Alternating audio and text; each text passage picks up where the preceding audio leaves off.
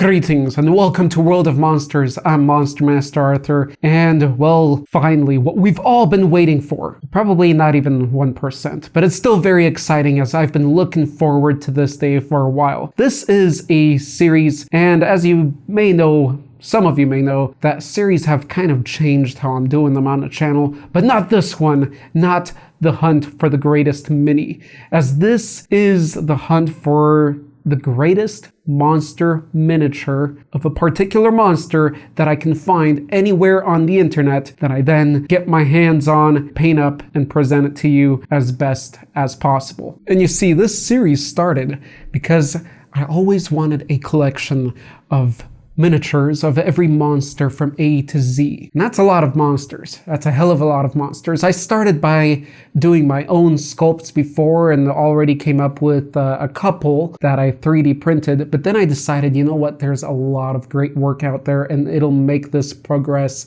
much faster if I just find some of those. But I gotta find the best of the best. And that's what this series is about. I'll show you guys the other Wendigo miniatures that I found out there, and then mine and the little process I went through to paint it up and get it ready for presentation, and then the runner-ups, and of course then ask you guys to vote for the next monster mini for me to hunt down. And there's no limits to it. It's just gotta be a monster mini. 25mm to 35mm scale. And so the one that I'll choose next will be the one that is the most thumbed up post in the comment section below, as I did with this one, even though it was quite a while ago. Do put those votes down below. The more obscure, the better. I'll talk more about that at the end of the video. Now, let's explore these Wendigos that I found out there. Huzzah for finally getting this little series started. It's a big passion of mine, as the monsterites that really get to know me realize about me. If you guys want to see eye candy on a particular monster, like today we're covering the Wendigo, then watch my all about videos as I try to get the best concept art images out there on the internet and present them to you guys while I'm covering the monster. So the first one here, I believe, is from Marvel Clicks, a very Yeti, Bigfoot looking type Wendigo. Then just recently updating and seeing if there's anything else out there that I didn't catch, I found this one as well by Schloss Buer, it looks like. Overall is a pretty cool design. We do have the digitigrade legs, we have the antlers, and that whole look. Next, I remember seeing this one when I first started this search, and I wasn't sure if it's a custom or thought it was a conversion of sorts, but no, this is an actual produced mini by Darkson Designs. It's pretty cool. Again, the whole antler deer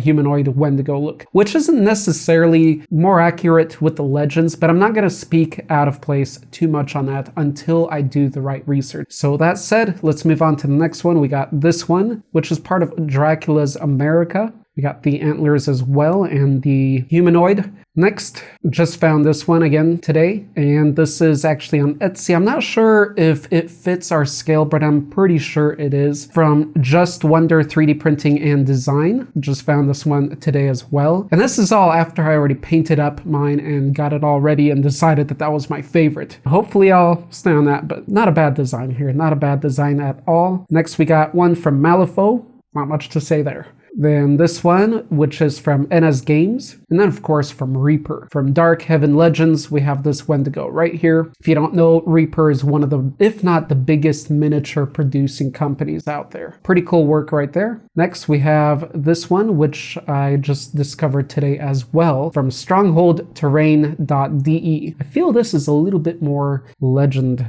level accurate. Here we have one from War Gods, which again gave it this Bigfoot Yeti, big woolly hulking buff look. Not really what I'm looking for personally in a Wendigo. Here's a little squad of them, but nonetheless a pretty cool design. Then there's this one, Wild West Exodus. Cool, but not what I'm looking for, not with the gun and the futuristic aspect and all that. Then we have this one from Arena X. Great miniatures showcased on that website. Can't say much less about this one. It's a very, very cool design. Expensive. It's probably up there as maybe even the most among these, but no matter here. And that's just about all. So again, there's going to be more out there. If you find them, don't be alarmed. Don't start sending me images of them, but do send me something that you think is better than the one I chose, or at least among the top, let's say 5 here, as I'd love to check it out and judge it for myself. So finally I chose, it was great timing, to be honest, because the one I've been wanting was from a board game. And board games, if you didn't know, miniature board games in particular, they're a hot thing now. They're awesome. There's awesome stuff out there, and the miniatures in a lot of them look wonderful. And so I present to you the Wendigo of Village Attacks, one of the first Kickstarted board games that I helped fund, and also at the same time as I was looking for a Wendigo, they showed us this concept art of it. Holy hell.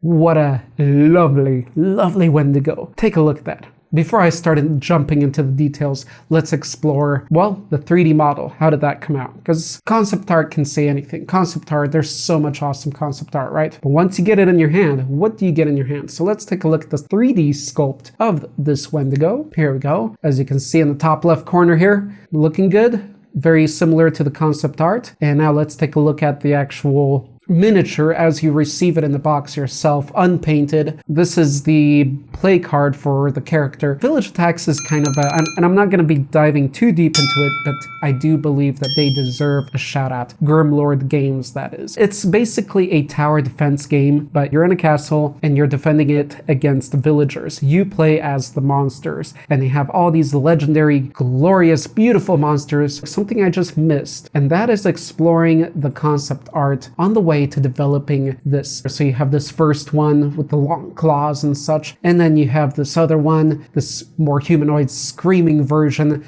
They're all cool, but that middle one, I don't know if anybody else was as stoked when they saw this as me. A lot of the sculpts were really cool there, but when I first saw that, and this was a stretch goal, it got me hyped. I mean, I was already going to back the game, but when I saw that Wendigo, and then I knew that I was searching for one, I don't know, since then, maybe my eyes were hazed over, maybe some bias jumped in, we'll see, and I told you I can always change it, but since then, this has been my favorite. So let's take a deeper dive into looking at the mini itself. I went through a little bit of transformation and painting up this miniature. I took breaks and painted others, and I just took breaks in general. In the end, there is no end.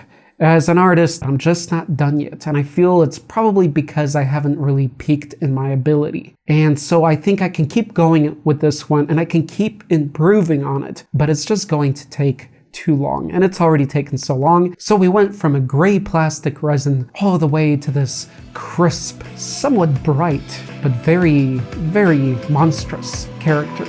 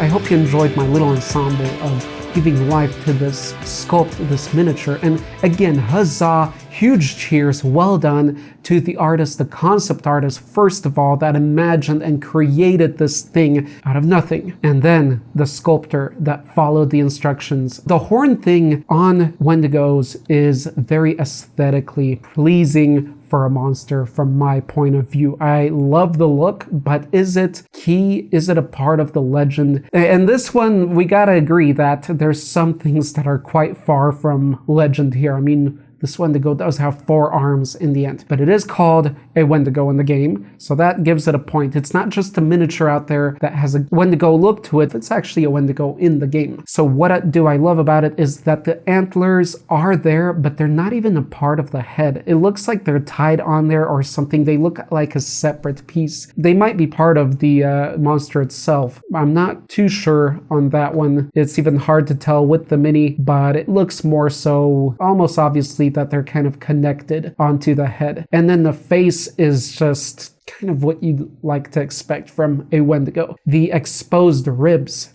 The look, the arms, okay, the 4 arms, it's not part of it, but I had to be lenient on that part just because, I don't know, the biasness that jumped in for this design. You've got the abs under it, and the legs, and the bloodied hands. I decided not to go with the bloodied hands, at least not yet, as I liked how they looked right now, and once you put blood on them, you might as well put blood on the blades, and then you start to lose detail, possibly, depending on how well you apply it on there and in what way. But I wanted it to, for now at least, stay clear of the blood, just so we can showcase the monster and give it the honor it deserves in the whole design. The things I didn't like, I do like the leg structure. It almost has almost half digitigrade feet. But what I don't like is in the miniature, they get very short and they just go into the ground. I feel like they're almost unfinished. I think that could have been done better. Maybe a little larger, a little bit more balanced with the rest. And that's probably my only little gripe that I have about the sculpt. It has the little knives, which makes sense because in the game, every monster has a melee and then a far shot attack, which is some kind of shooting. So these knives definitely look like they can be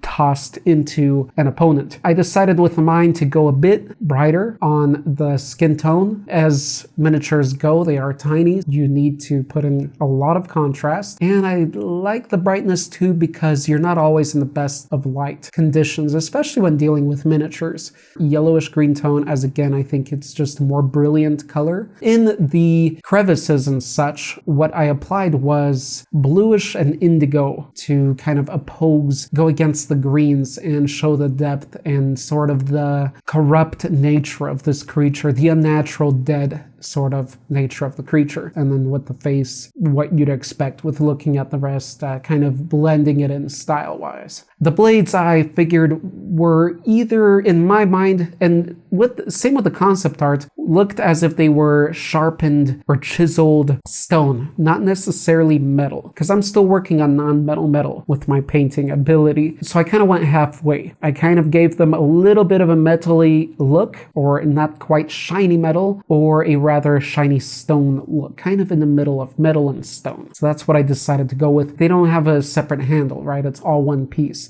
So I wanted that primitive kind of appearance to these knives. I really look forward to seeing what your guys' thoughts are on this whole Wendigo conception. Do you feel as I do? Do you like any of the others more? I'm just really excited to know because I want to see how specific my opinion is on this particular one. So for the runner-up, I would like to present you with this one. Once again, I showed it briefly earlier just to not give away my runner-up choice. And that is the Wendigo of Arena Rex. I don't know how many artists that is or if it's a single artist, but there is some awesome miniatures there. I think they're going to be competing for the #1 spot for every monster they have on there once I do get to that monster on my list to collect. I think a lot of you guys will choose this one as first place, to be honest. It's an awesome mini. It's $30. It makes sense why these are so expensive. These are gorgeous. They're more detailed. As a quality miniature, it is definitely a higher quality miniature than this one from the board game. This is actually, I believe, a single piece. This wasn't even glued together. It's a board game mini, which doesn't necessarily mean cheaper, but you got to figure they're more mass produced than necessarily these are on this website. And you can just see the quality in this one. It looks like a larger mini. It looks like you're going to have to assemble it. I'll have to double check on that. But now let's take a look at the painted presentation of it. See what I mean? It's pretty good, isn't it? It's pretty damn good. I really like this one. I could see myself getting this one in the future. This one has huge moose antlers. Not moose, maybe elk. Not sure if they're of a real species. I'd have to double check the antler type on that. It looks a little moose-ish. It could be fantasy in this case. But anyway, great paint job. This is the painted one that they have presented on the website. So the official painted example. I love the exposed spine, the rib cage, again, the bone parts. And so that's my follow-up. Second place. Let me know what you guys think. Do you think this should be first or second place? It doesn't matter. It's not going to change what I decided. This is going to be a very opinionated, my bias, point of view, just desire. But definitely, if you guys have a good argument or a good example of a good one, share with me, because I love my minis. I hope you guys really enjoyed the journey I went through in this hunt for the greatest Wendigo miniature out there in the world, really, as I will buy them from any country. I don't care. If I find it, I want this in my collection, my monster collection. And otherwise, I go back to sculpting them myself and designing something I totally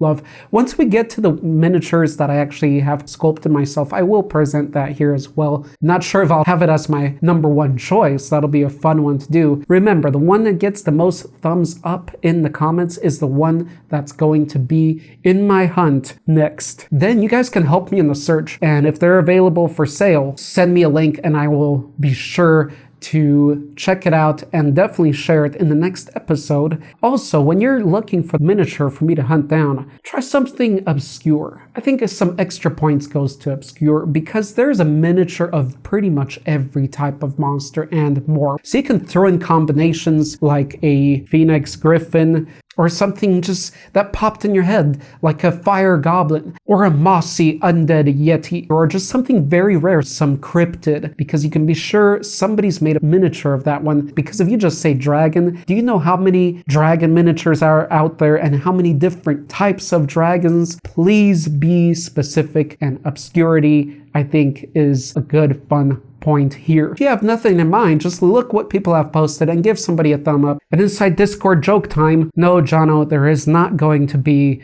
ever a search for John Hamm miniature, because it just doesn't exist out there.